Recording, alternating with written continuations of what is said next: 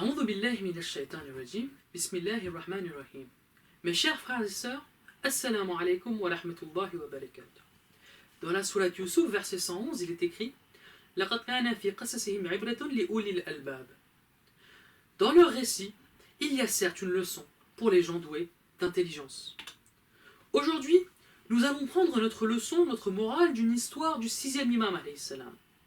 Cette leçon, ce sont les méfaits du vice qui est l'injustice. Nous allons définir l'injustice, quels sont les sujets sur lesquels nous pouvons être injustes. Nous allons voir que c'est souvent lié à des postes à responsabilité. Quels sont les effets de l'injustice sur ces domaines de responsabilité? Quelle est la punition qui atteint l'injuste selon le Coran? Est-ce que nous sommes injustes si nous n'empêchons pas les injustices? Et nous conclurons sur l'injustice en général. L'histoire de l'imam Sadiq est comme suit. Par la révélation, Dieu ordonna à un des prophètes de se rendre jusqu'au dirigeant souverain de son royaume et de lui dire « Je ne t'ai pas nommé pour répandre leur sang et saisir leurs propriétés, en parlant du peuple opprimé. Je t'ai seulement désigné pour répondre aux appels des gens opprimés. Même s'ils sont athées, je ne négligerai pas les oppressions que les personnes à qui il est fait du tort rencontrent. » Nous reviendrons sur cette histoire après avoir défini l'injustice et les sujets d'injustice. Qu'est-ce que l'injustice? C'est la violation des droits d'un individu dans n'importe quel domaine. Maintenant, regardons rapidement les sujets sur lesquels nous pouvons être injustes et comment ils peuvent s'appliquer sur l'histoire que l'imam Sadiq nous a relatée. Le premier sujet, la première entité envers laquelle nous pouvons être injustes, c'est Dieu. Effectivement, nous ne pourrons jamais rendre à Dieu ce qu'il nous a donné. Mais Dieu nous a enjoint des droits et des devoirs. Et si nous n'accomplissons pas ces devoirs, eh bien nous sommes injustes envers lui, car il a des droits sur nous. Revenons sur un sujet un peu plus personnel. Notre corps humain, qui nous est donné par Dieu, qui nous est prêté par Dieu, il a des droits sur nous. Nous ne pouvons pas nous permettre de négliger notre corps, car il nous a été prêté et nous devrons le rendre lorsque nous mourrons. Et les parties du corps parleront le jour du jugement dernier sur les actions qui ont été faites par ce corps. Et donc, nous pouvons être injustes envers ce corps, le maltraiter, ne pas prendre soin de ce qui nous a été donné par Dieu. Et cela, nous devrons en rendre compte le jour du jugement. Éloignons un peu maintenant le domaine personnel. La famille.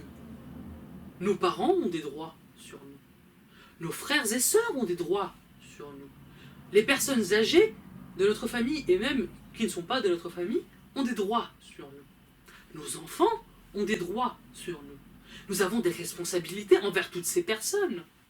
Et de fait, à cause des responsabilités que nous avons envers ces personnes, il peut nous arriver d'être injustes envers elles. Voilà un autre sujet qu'il nous faut considérer lorsque l'on parle de l'injustice. Éloignons encore le cercle, agrandissons-le. Et voici que nous parlons du voisinage. Nos voisins ont des droits sur nous. Nous avons des responsabilités envers eux. Et nous pouvons être injustes envers eux aussi. Donc c'est un domaine à ne pas oublier. Élargissons tout cela. L'être humain. L'être humain a été honoré par Dieu.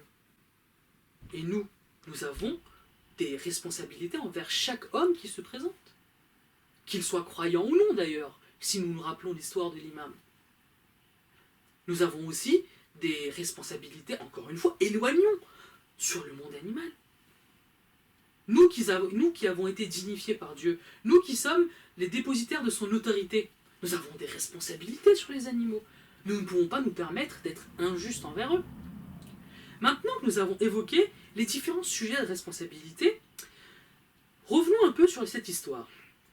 Donc le prophète se rend chez le souverain de son royaume et lui dit qu'il n'a pas été nommé pour répandre leur sang et saisir leurs propriétés. Voilà donc une injustice qui est avérée. Un dirigeant, un poste de pouvoir, un poste de responsabilité, il a été nommé à une fin. Il a des responsabilités envers son peuple, quel qu'il soit croyant ou non.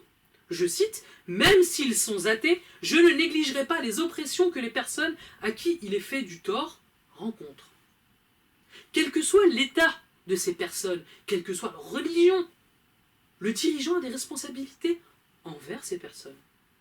Il est relaté par l'imam ici, « Je t'ai seulement désigné pour répondre aux appels des gens opprimés. » Et voilà donc qu'une des responsabilités du dirigeant, c'est-à-dire régler la justice, n'est pas respectée.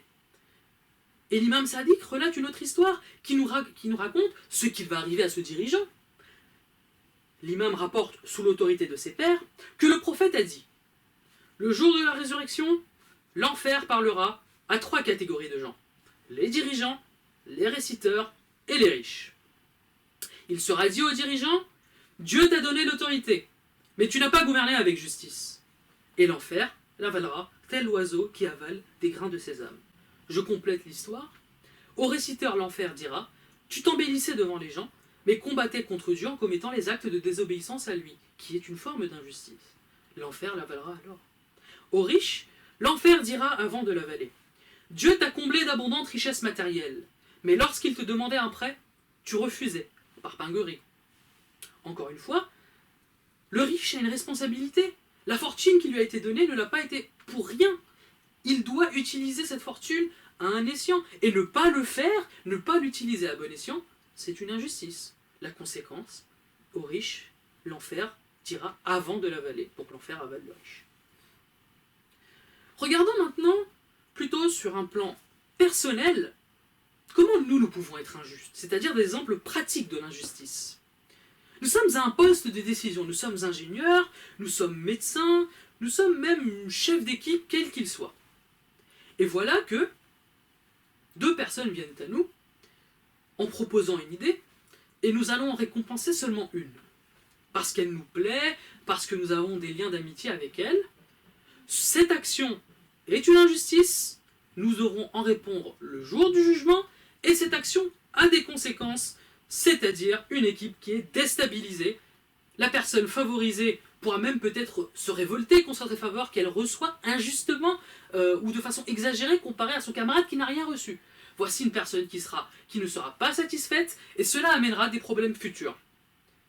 Élargissons un peu, lorsque un chef d'entreprise ne fait pas montre d'un intérêt suffisant envers un pôle. Encore une fois, un exemple pratique et professionnel. Ce pôle ne sera pas productif. Quelle sera la conséquence? Une entreprise qui ne fonctionne pas au mieux, au meilleur de ses capacités. Mais ça, c'est qu'un petit exemple et qui a que des conséquences matérielles, peut-être humaines s'il y a un conflit entre les employés et le patron, mais allons plus loin.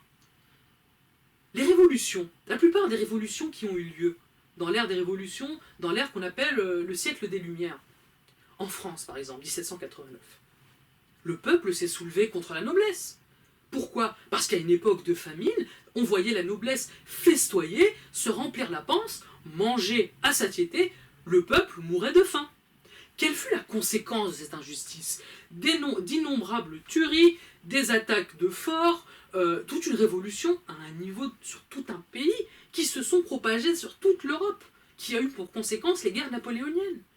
Voici l'exemple de l'effet de l'injustice sur tout un continent. Un nombre de morts incroyable, juste dû à des personnes qui sont à des postes de responsabilité, qui n'assument pas leurs responsabilités et qui utilisent leur faveur pour gagner des richesses personnelles, du pouvoir, de l'influence personnelle, la conséquence des sociétés désunies et des sociétés détruites. Si nous revenons à un exemple plus personnel, entre les parents et les enfants, si les parents qui regardent ce sermon ont un enfant préféré, quelle sera la conséquence de cette préférence qui est montrée, qui est affichée? Les enfants qui sont à côté, ceux qui regardent leur grand frère ou leur petit frère ou leur grande sœur ou leur petite sœur recevoir plus d'affection, recevoir plus d'attention, est-ce qu'il n'y aura pas une douleur dans leur cœur? Est-ce que les parents ne devront pas répondre de cette douleur le jour du jugement? Et ça, ce ne sont que les conséquences le jour du jugement. Regardons les conséquences pratiques. Ces enfants vont s'éloigner de leurs parents. Ils ne feront pas montre de respect. Ils ne s'acquitteront pas de leur responsabilité envers leurs parents. Une inimitié se créera dans la famille. Et voilà qu'une famille se désunit. Et voilà qu'une famille est détruite. Parce que des parents ont fait preuve d'injustice au milieu de leurs enfants. Quel est le châtiment qui attend les injustes en enfer? Déjà, ils iront en enfer. Et dans la sourate 14, verset 22, il est dit, tout simplement, un châtiment douloureux attend les injustes. Il n'y a aucun avantage à l'injustice. Il n'y a aucun bienfait à être injuste. Celui-ci n'est que temporaire.